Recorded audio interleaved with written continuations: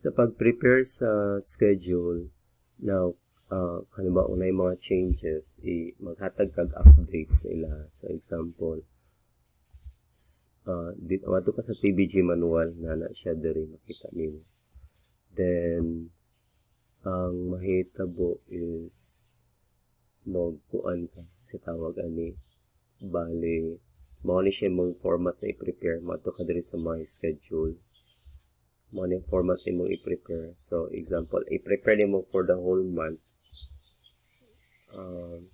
So mo ni ang complete format. Example, mag-prepare ka for month of bali September 30 to to 5 October 5 isdan mo lang dere change lang then 24. Okay, kailangan subject to changes kaya basig na yung mga changes. So try to identify, i-finalize ni mo dira kung kinsa ang assign, so kung kinsa ang wala.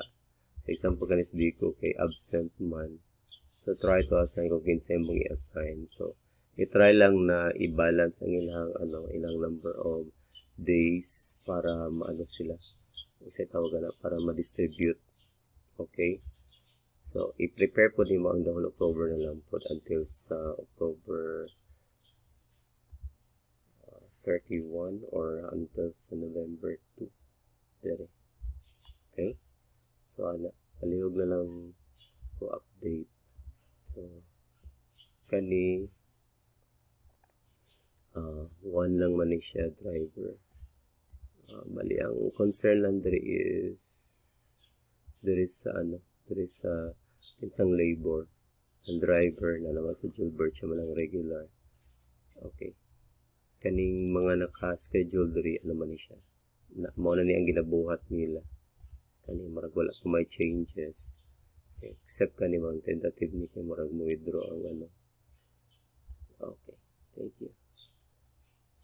So ikaw na mag-assign dira kung kinsa and then i-coordinate sa driver. After that i-share sa iya iano lang pag bali ihatag i-print lang ni siya tapos ihatag sa iya. So kung halimbawa mauna ni siya pwede nimo siya mauna ni siya up to month of up to November 2. Okay, per yung mga per by week yung mga pag-prepare sa ila para yan pakipirma na lang.